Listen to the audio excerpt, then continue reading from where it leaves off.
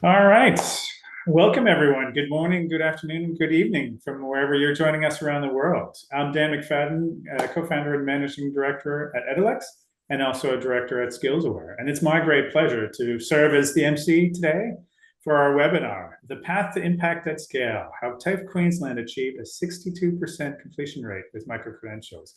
As you can see on the screen, we love to keep this as interactive as possible. The most of the session we'll be hearing from our different panelists, but we will have the Q&A, so you can add in any questions that you want the panelists to reply to. But we also want to have an interactive and engaging chat throughout. So please do feel free to introduce yourself, comment as we go along. We really feel that makes it a much more dynamic experience for all of us. So without further ado, we've got a lot to chat about and share with you, and then we really are excited to get to the Q&A session. So fantastic panelists today. So really pleased to have access to these great speakers. So we have Tracey Singh joining us from TAFE Queensland, Wendy Palmer, the Director of Lifelong Learning Edge, Margo Griffith, also joining from Edalex.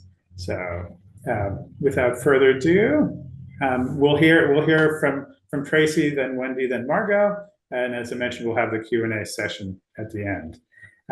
But before we really dive into the sessions, I do want to acknowledge the traditional custodians of the land on which we meet today.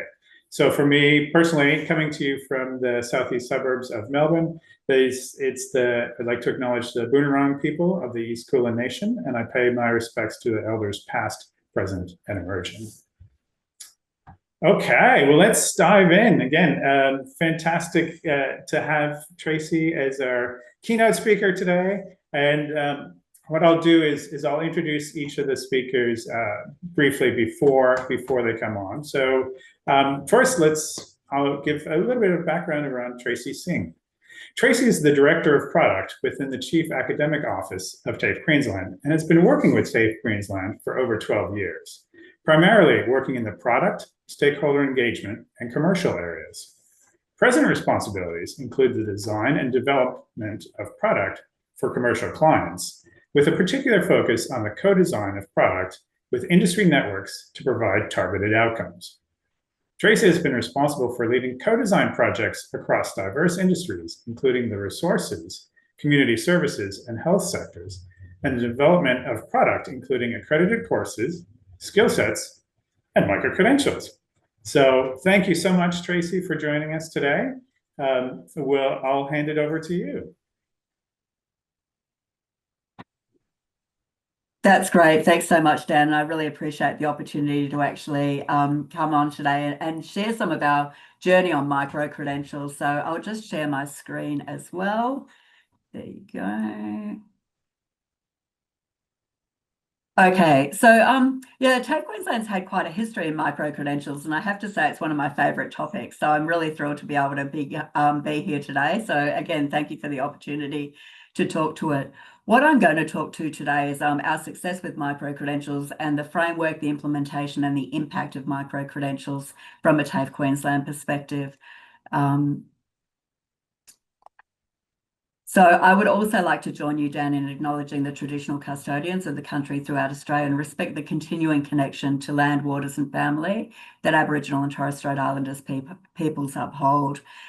We pay respect to elders past, present and future and recognise that teaching and learning has taken place on country in Australia for over 60,000 years and that two-way learning is an important part of our reconciliation journey.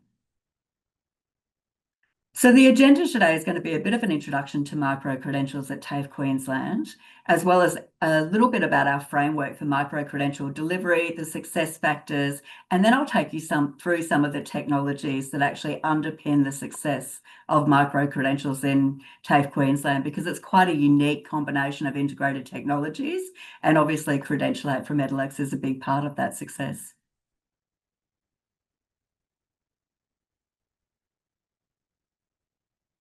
So defining microcredentials and their strategic importance for TAFE Queensland.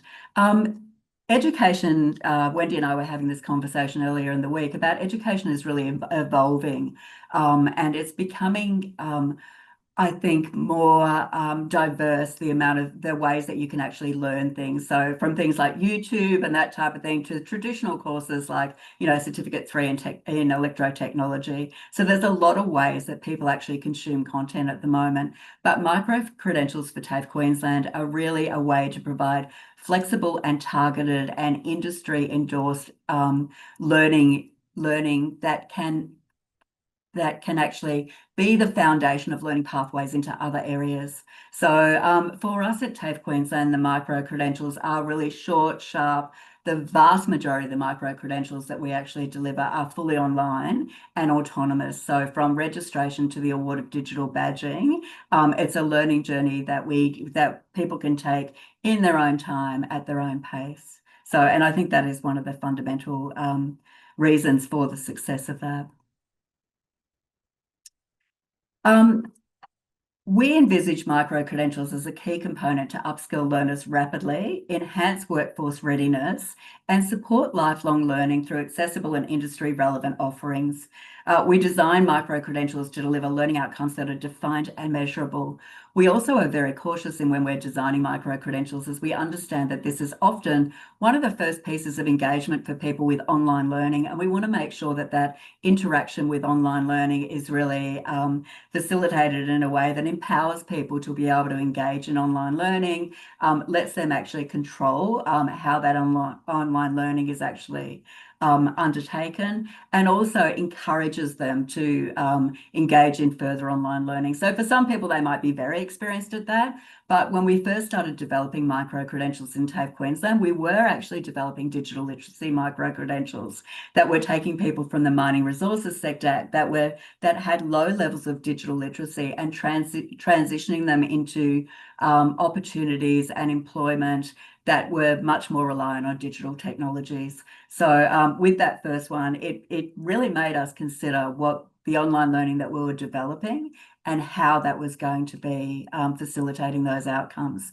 So that was very successful. We had a 95% success rate, but it was a really good starting point for us because we started to think about those journeys very early in the piece.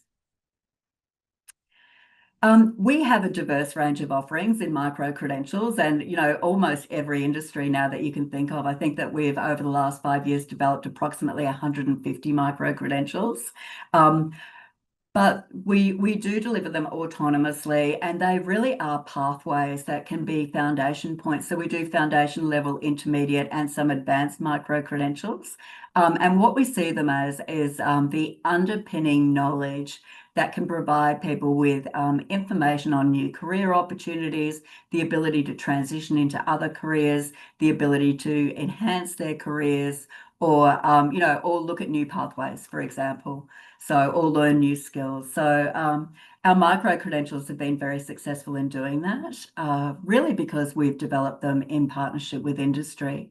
So all of the micro-credentials that we've done, with the exception of one, have actually been funded by industry. So that's industry coming to TAFE Queensland looking for solutions. Now, obviously, when industry comes to TAFE Queensland looking for training solutions, which happens, fairly regularly, it's not always micro-credentials that are the answer, but increasingly it is more about micro-credentials being the answer because they want agile, flexible, and fast learning outcomes, and they want to be able to upskill their staff in areas of new technologies or different systems and processes, which are all evolving very rapidly as well. So our framework for micro-credential delivery is really based on the National Micro-Credential Framework. Early on, we did develop a framework, but that was overtaken by the National Micro-Credential Framework a couple of years ago when that was endorsed and published.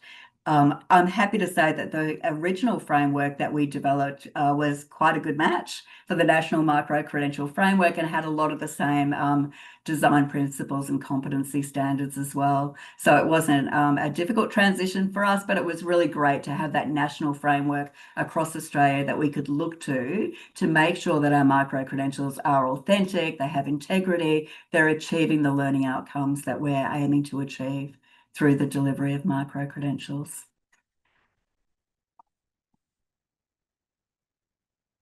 Quality assurance processes, I think, are another really critical factor in the success of our micro-credentials as well.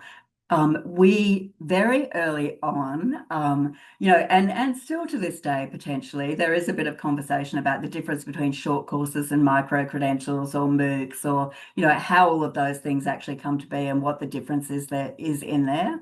We had that conversation very early on, and in TAFE Queensland, there is a very defined and clear difference between a short course, which could be almost anything, and doesn't, can just be, a PowerPoint, for example, that an educator's doing through a webinar, and a micro-credential that actually aligns with the micro-credential framework, but has clear quality assurance processes as well. So curriculum validation, what are the learning outcomes that we're wanting to achieve? Noting, of course, that one of the conversations that we have quite regularly is that they're micro-credentials. It's not a degree qualification, it's not a diploma, it's not a full certificate qualification. And it's not meant to actually overtake any of those core competency-based qualifications in vocational education. What it's meant to do is actually enhance learning outcomes, make sure that we're able to be agile and flexible, be responsive to industry, employer, and student needs. So that's very much where we've positioned micro-credentials from a TAFE Queensland perspective. And I think the quality assurance processes have been really critical in being able to do that and maintaining the authenticity and integrity of the TAFE Queensland micro-credentials.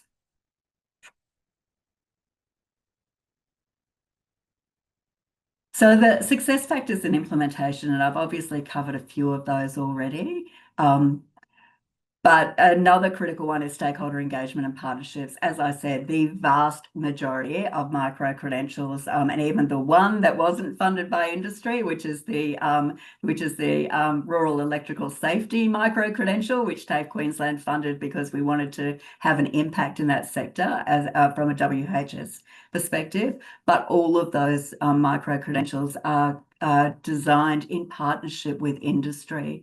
So we have project advisory committees that we actually convene, and that's made up of industry networks, peak bodies, a lot of people from different industry sectors that actually contribute to the success of the micro-credentials, but also contribute to the design, to the learning outcomes that they're wanting to achieve, and to the development of those micro-credentials as well. And I would certainly say that a key factor in the success of the micro-credentials, we're at, I think, just over 85,000 enrolments in our micro-credentials as of, I think, the start of this week when I looked initially. So it really is going very well, and it's definitely trending upwards as well. So we're getting more and more sort of average monthly enrolments in micro-credentials. But absolutely, one of the key factors of that is our partnerships with industry, because we engage them in the development and the design of those micro-credentials and make sure that it resonates with them and that we're achieving the learning outcomes that they want to achieve. Then by the time we actually release the micro-credentials on our Course Gateway platform, industry networks are very excited about it, absolutely on board, promoting that through their networks and ensuring that they're actually, that their own staff are taking up these micro-credentials. I think one of the other factors is, in a lot of cases, we do digital badging, obviously, and we can co-brand that digital badging with the micro-credentials, which we've done in quite a few cases as well, so that there is clear evidence that that's actually supported by industry. Because from our perspective, honestly, if we're doing micro-credentials and they're not recognised by industry and they're not supported by industry, then that's a value proposition consideration that I think that we need to make as well. So we need to make sure that when we're doing micro-credentials, industry are very much on board, and so that when somebody turns up, like one of our students or any other person that does the micro-credentials to industry with that credential, then that's actually recognised, because industry has been involved in the development of that. So that's certainly a key factor, and we've been very, very fortunate to develop micro-credentials with some fantastic industry partners. As Dan was saying before, across almost every sector, honestly, business, technology, the resources sector, the community services sector, the agriculture sector, there's been a lot of diverse micro-credentials. So. The other way that we look at our micro-credentials is through a lens of continuous improvement. So one of the reasons that we do the majority of our micro-credentials as 2 to 3 hours online, completely autonomous from end to end, facilitated by the systems integration that we've got.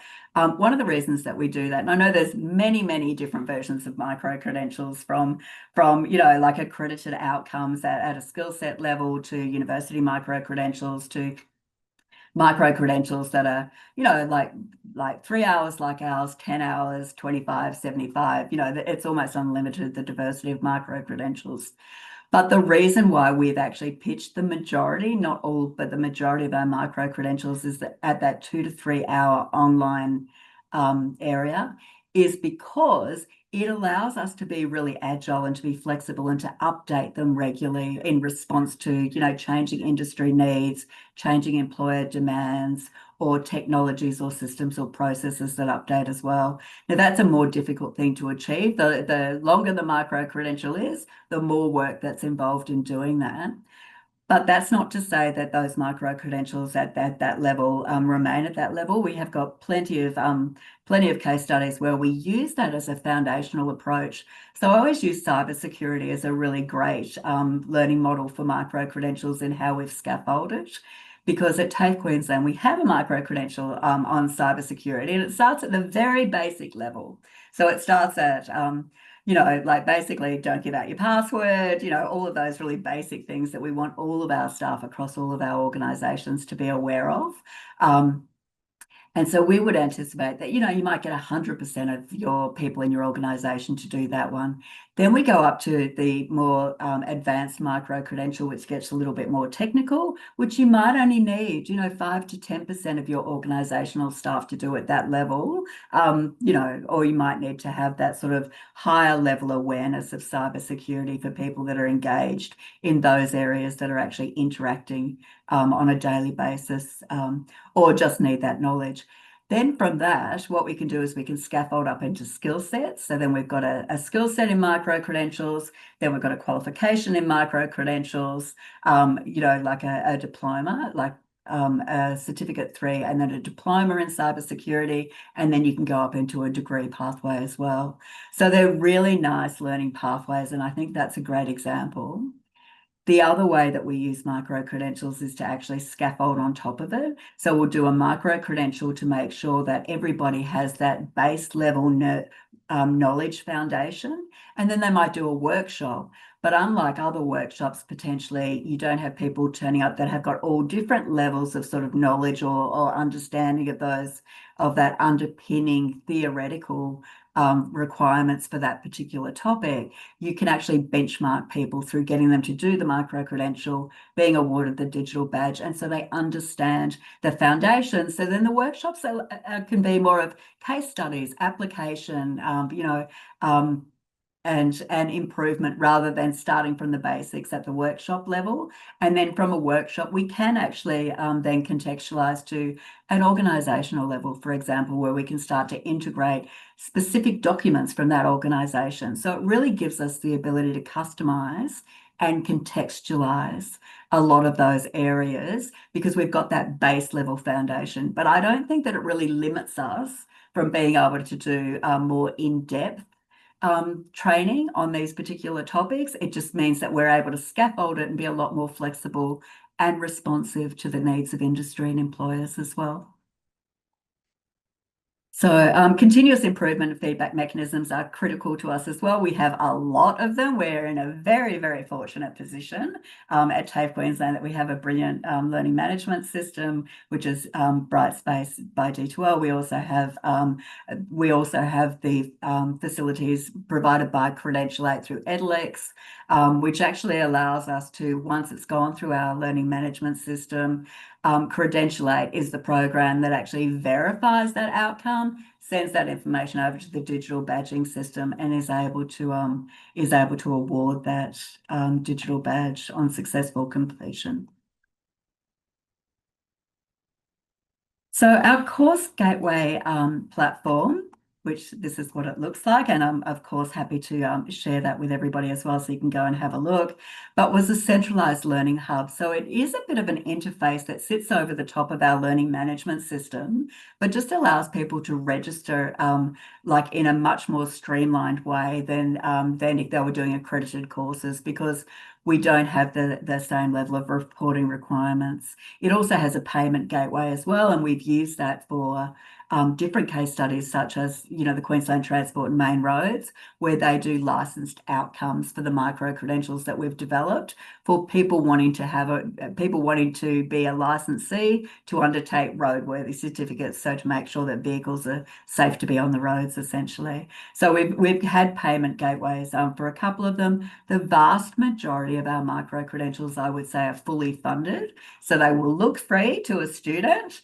We don't promote them as free because they're actually funded in most cases by the industry that have also funded the development of the micro-credentials, because the whole purpose of funding the development of the micro-credentials is to make sure that it has as wide of audience as possible. And so most of those industry partners are very happy to fund the delivery aspects of that to make it available to a broad audience, which we are, of course, very grateful for.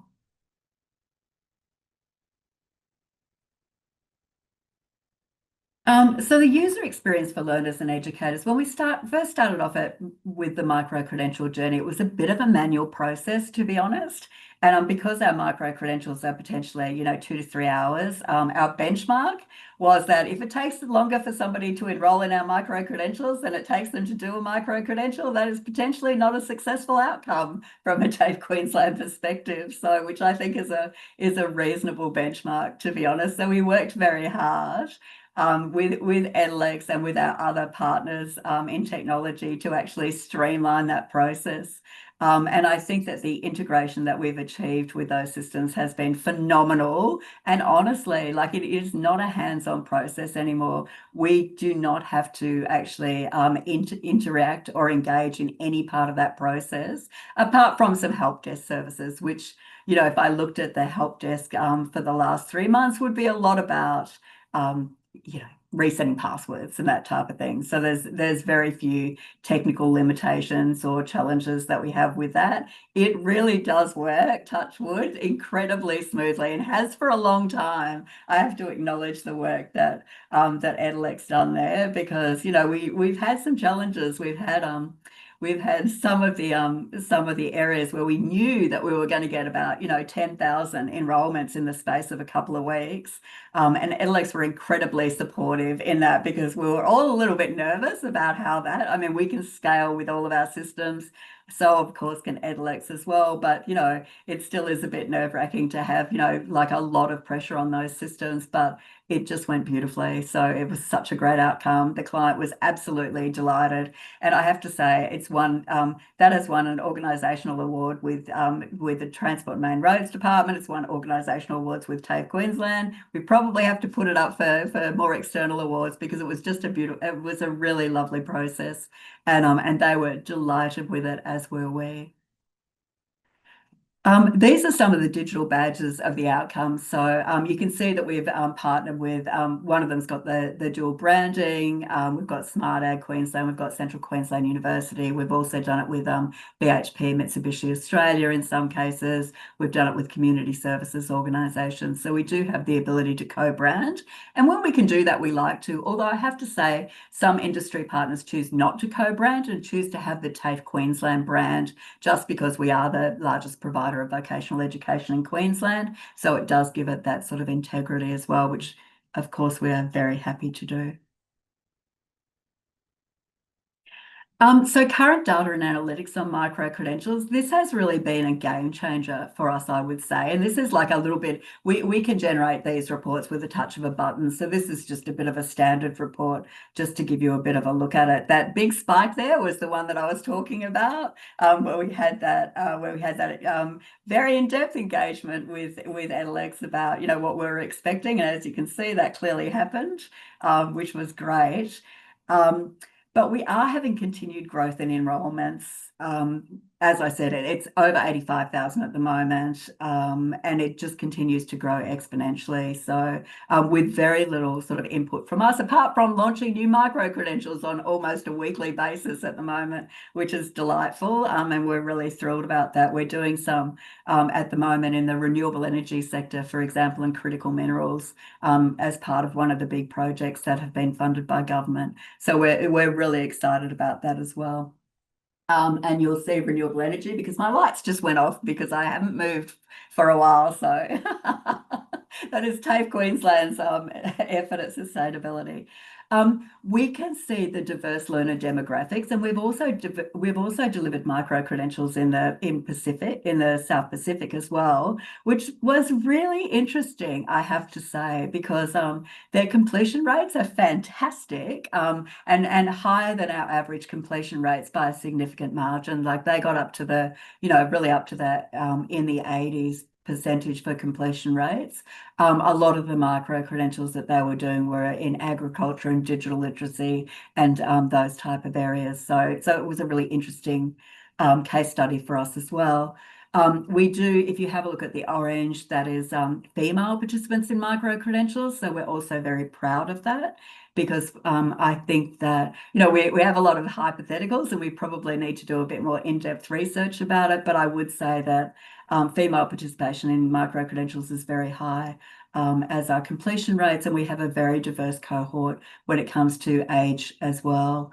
So, and educational background, all of those type of things. So it really is very interesting to see. One of the conversations I was having with Wendy is that we are looking at how we categorize our completion rates for micro-credentials. So at the moment, it's anybody who's enrolled in micro-credentials rather than anybody who's and it includes people who have never accessed the course. So if you actually look at people that have accessed the course, so not just enrolled, but gone into the course and actually wanting to start the course, then our completion rates is up to about 74%. Compared with the latest published data from the NCVR, which is about 47.3% for accredited courses, we're pretty proud of that.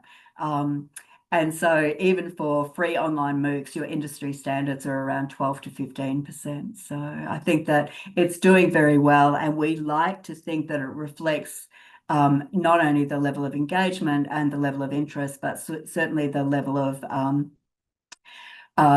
value that it has to people. So the value that they get out of actually completing the micro credentials, which again, as I've said previously, has a lot to do with our partnership with industry and employers and them seeing the value in these micro credentials as well.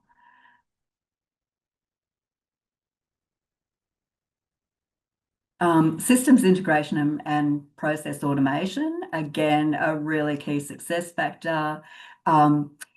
Our Course Gateway interface does connect smoothly with TAFE Queensland's learning management system, and we have very efficient data flow and administration processes. It's very light touch. We don't have anybody in our team that manages those processes.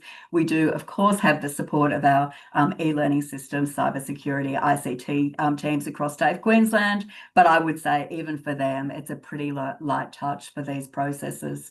And to be able to scale that way is just phenomenal, because it really provides us with the ability to talk to industry and employers about how we can use micro credentials at a scalable level. So we haven't reached the top of our scalability by any stretch of the imagination, but certainly being able to do 10,000, and the majority of those were in a week, without any impact whatsoever. I think the scalability is certainly there. And I would say that one of the other reasons that we do the online micro credentials in the sort of 3-hour timeframe is exactly for that scalability. We want these to be scalable. We want organisations and industries to be able to put them out across, statewide, nationally, and also internationally. And I think that sort of level and that sort of, seamless integration of these technologies really helps to facilitate that scalability, because it means that we don't need to hire, we don't need to have extra people on hand to answer calls or enroll people or send out awards or all of those type of things, which really do impact on our ability to scale.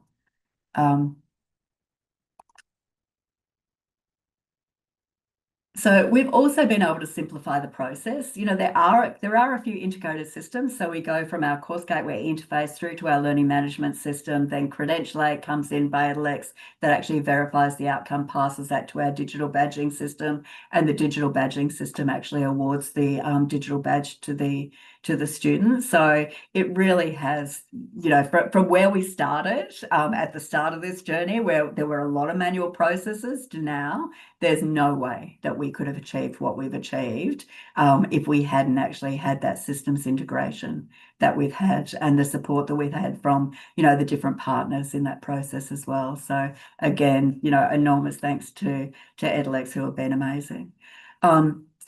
And I think the enhanced learner experience as well, just the fact that learners can register themselves for these micro-credentials. They can go into our LMS, they can stop, they can start when they want to, they can continue. We also do have in intelligent agents, for example, so we have automated systems where if somebody started a micro-credential and they haven't engaged for a couple of weeks, we can get an intelligent agent to actually send them through a communication to say, hey, how are you going? You know, we saw that you started. We'd really like you to, you know, to make sure that you're okay and you're able to complete. Reach out if you need anything. Here's the link to reset your password, and here's the link to our help desk services if we can be of any assistance. So being able to automate those sort of interactions as well is fantastic. All of our micro-credentials have student surveys at the end of them. So we can also have a look at those student surveys and get both the quantitative data, like completion rates, progression, all of those type of things, but also the qualitative data. So what people are thinking of them. And, you know, we regularly go above 90% satisfaction rates for the micro-credentials, which we're thrilled about and work hard to maintain. So where there are issues, that's a good way of us finding out about that, and also through our help desk services, and we're able to respond to that fairly quickly. So this is one of the final slides, and it is about credentialing of learning outcomes. So, you know, really talking about Credentialate, and probably a great segue into Wendy and Margo's discussion as well as panel members about how that Credentialate actually really does add value also to students.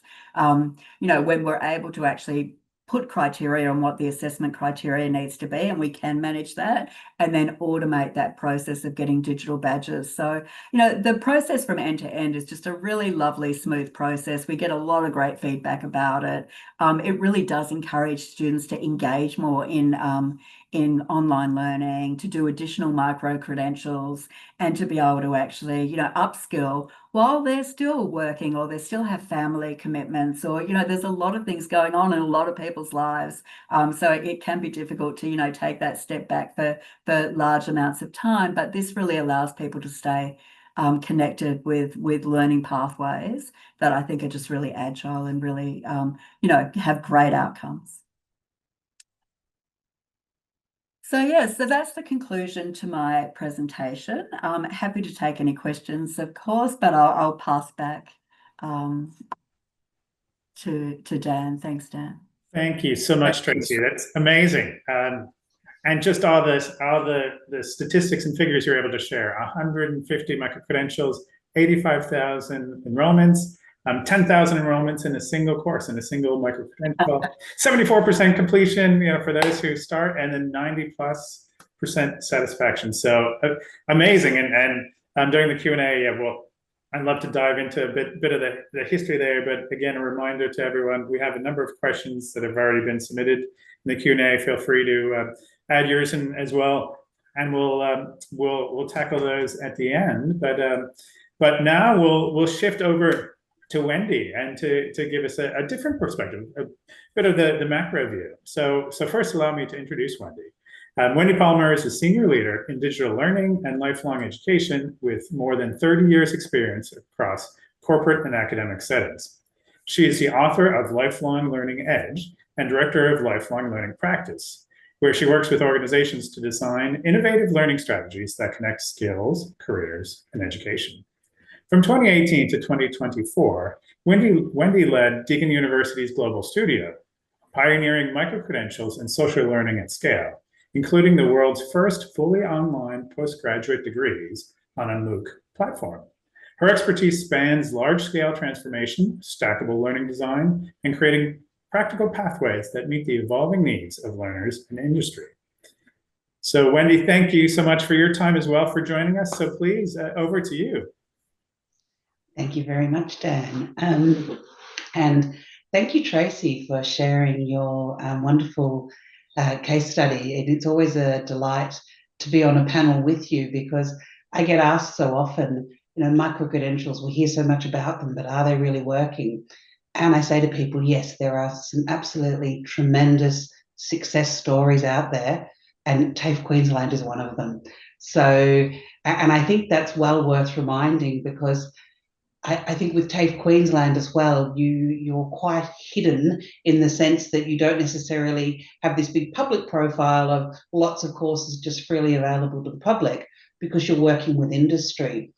And so that was one of the sort of the first things that I wanted to talk about, is what you've been doing is we talk about micro-credentials and how a lot of people still come at it from the supply side.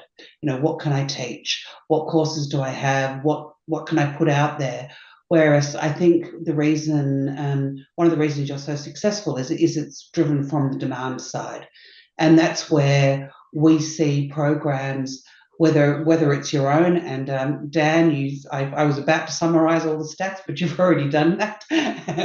So I think, having that level of people come through shows that you're really doing something that provides value for both the learners, and I really like that point about the industry recognition. So then if somebody goes, they do a micro-credential in one job, but if they move and go to another job, it's still got that recognition and value, because it's backed by both the industry partner and also TAFE Queensland. But I think it is very much that idea of how do we find demand. And most of the successful micro-credential projects I've seen do tap into that demand side. What problem am I solving?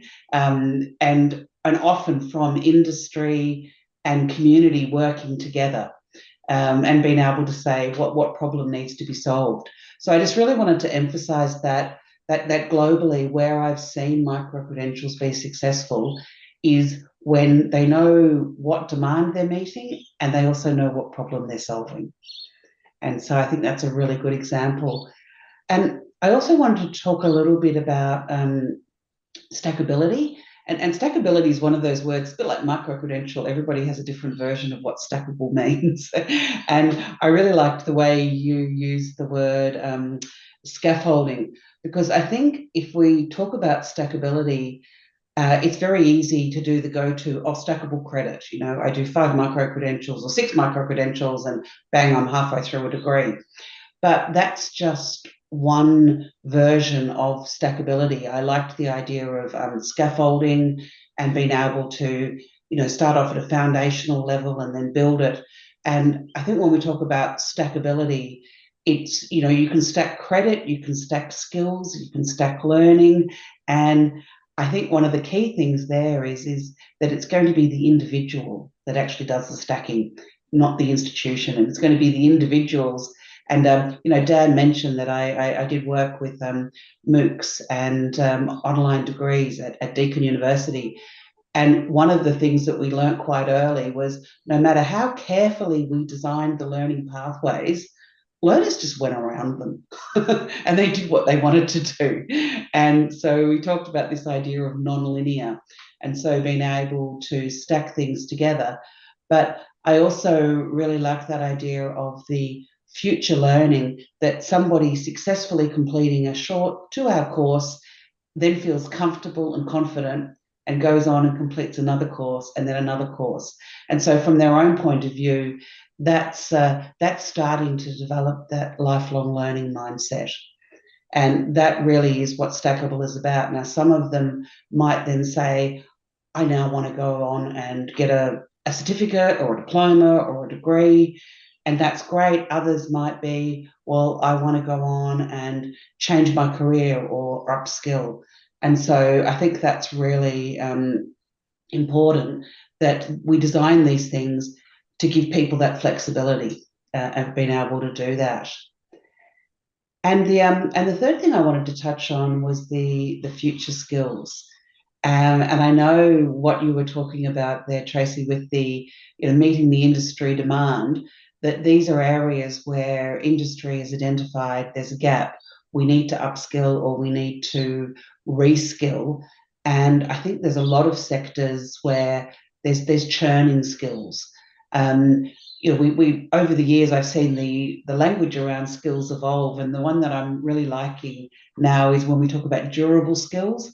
I think used to be the old soft skills, but these are durable skills that we're going to need: communication, problem solving, analytical thinking. These are skills that we can take sort of into any job.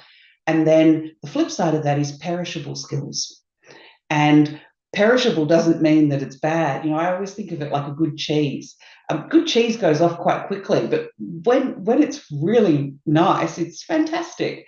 And so if we think about some of the skills as being perishable, what you need to do is be able to replace them. There was, one of the really nice examples that I like, and I know you have a micro-credential in this, is when we start getting hybrid cars and EVs, what happens? First responders, these cars get into crashes.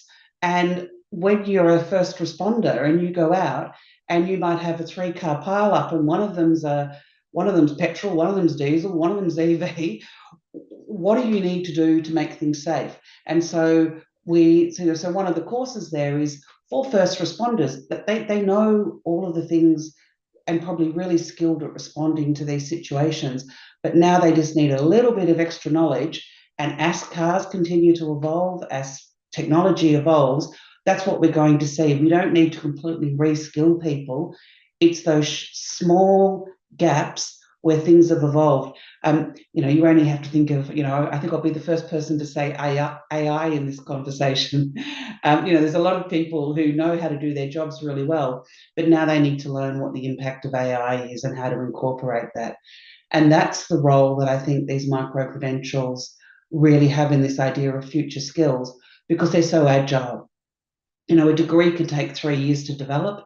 And if you're developing a degree in some of these new skills, your degree's out of date by the time you've signed it off.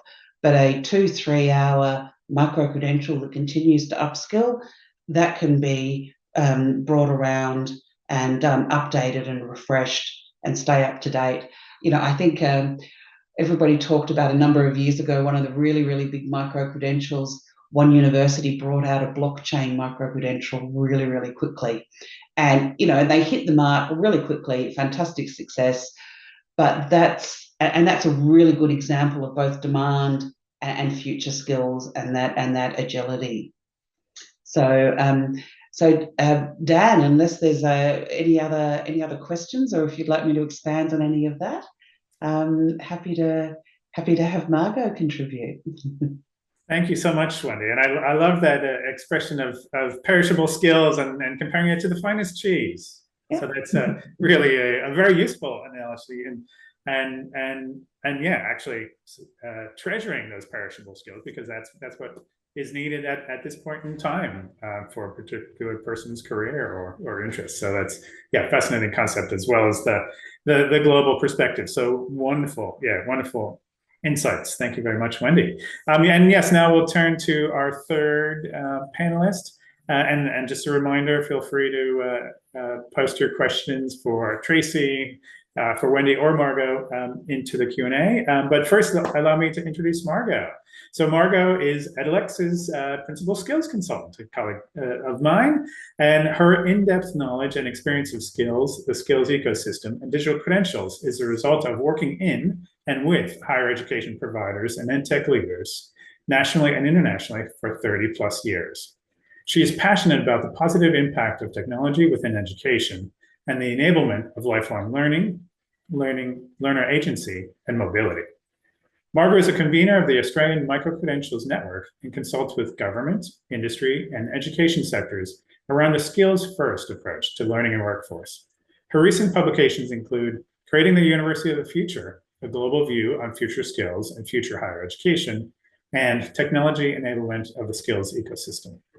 Margo, over to you. I have been peeking at the question coming through, and I really want to get to the Q&A. So I promise you faithfully that I'll be super quick with this bit, because to be honest, the technology is the least sexy bit of all of this, right? We love being in the background and you not seeing us at all. That's kind of where Credentialate lives, right?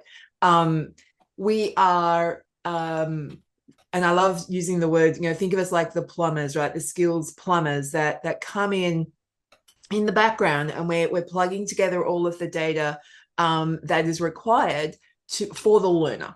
And that's really what we've been all about with both Edalex and Credentialate, the product. And for the past 5 years is looking at skills visibility. How can we, for the learner, make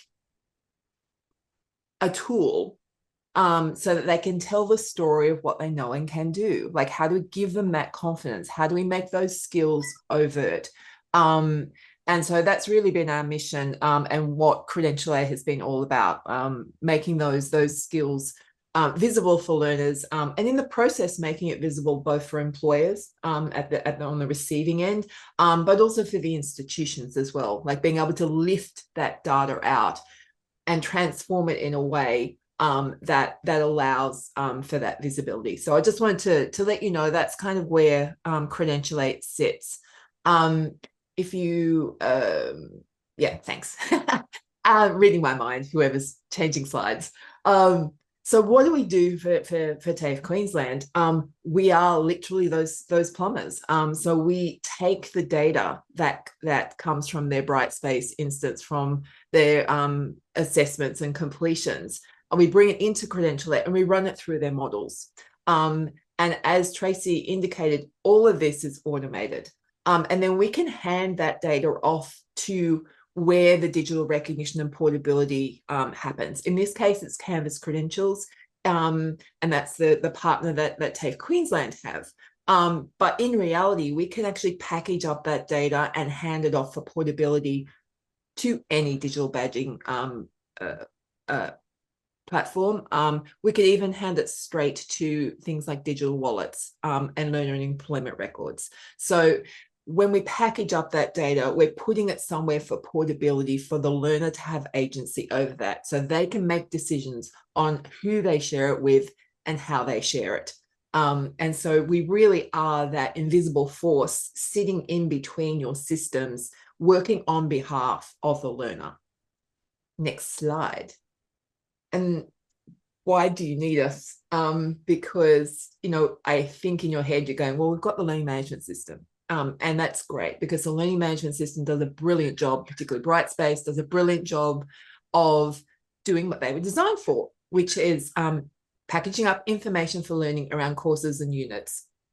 What they are not great about is being able to leverage that skill level data or competency level data across all of those courses. So when Wendy was talking about durable skills don't happen in a course, in a unit. It happens across a lot of learning places. And so if we were looking at being able to make communication or collaboration or critical thinking visible for learners, well, then we're going to have to represent all of their learning and where that learning has taken place. And so we would grab that data. Maybe next slide, please, if you could. Yeah, this is probably a better visualization of that. We could grab that data from where it's happening in the assessments and map that to skills. Because sometimes, and I'm not specifically talking about TAFE Queensland, because I know that they are very much around the language of skills, but sometimes in higher education, universities in particular, their language is not skills, their language is learning outcomes. And so we do actually have to act as that translation piece to go, yeah, this was the learning outcome, but it's actually mapping to these skills. And that's what we also do in the background. Next slide, please. So what we produce, this tool that we enable learners to tell the story of what they know and can do, is called a personal evidence record. And we are essentially taking all of that data and putting it into a visual representation, so that when they are in a hiring situation, and they do have to talk about what skills, they've got some pretty solid information to refer to. Now, I know it's super small on the screen here, and I know also that we'll be able to put this in a live link into the chat, so you can go out and actually have a look at what this personal evidence record looks like. But essentially what we're doing is we can represent whatever your model is. Now, if you're looking at teamwork, in the case of Alexandria here, we can break that down into the various elements of teamwork, which we call skills. We can also represent what level that might be at. And if you want to expose the score, we can do that too. We also can go a layer further and link that out to skill level definitions. Now, this is going to be really important when we're talking about things like the National Skills Taxonomy, or if you're in a particular environment where an industry reference standard is important. Think engineers, think maybe Sophia, skills for the information age. If you're linking out to specific skill definitions, it's really important that employers and learners and the institution are all talking the same language. So that's why we're providing as much of this detail. It's important. We can also bring in artifacts of learning if you want, like the proof points that Alexandria can do teamwork. And we can also align that to any frameworks. So why is this important? Well, industry is saying teamwork is important because here's their framework. We can make that obvious. And all of that data gets packed into the back end of a digital badge for portability. Again, when we get to the age of smart resumes and digital wallets, we might not need the digital badge. This could possibly go straight into a wallet in and of itself. Next slide, please. And super quickly, because I do want to get to that Q&A, when we talk about skills visibility, sometimes you don't need that digital badge. Sometimes you don't need that portability right then and there. So when we're working with, say, K-12, they don't need 1 million badges every time they do something. But what they do need is visibility around how they're going, what's their progression towards learning. And so we provide a dashboard.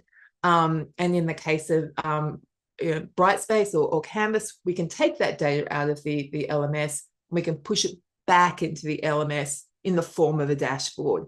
And so when they've reached the level of mastery where they can say, oh yeah, I want to have that portable, we can bake the badge then. But until then, that skills visibility is ongoing. And so there's various ways that we are working on behalf of the learners and the institutions, and I'd like to think the employers, in the background to package up that skill level data. All right, I will stop there. But before I turn it over to the Q&A, we actually do have a little free course on all of this. It's on our website, and the Q&A code here will take you straight to it. But if you do want to, come with us into skill nerd land, this free guide might be useful for you. Okay, I'll stop there. Wonderful. Thank you so much, Margo. Okay, so great insights in terms of the technologies that are enabling and supporting TQ's fantastic success. So now I know, Tracey, you started answering questions live and the easy ones, Dan. I started answering the easy ones. So thank you for the easy questions. Yes. But actually, just so that everyone can see the one that you did answer. So yeah, one question was, do students get access immediately? And the great answer is yes, they do right away, right? So they can log in.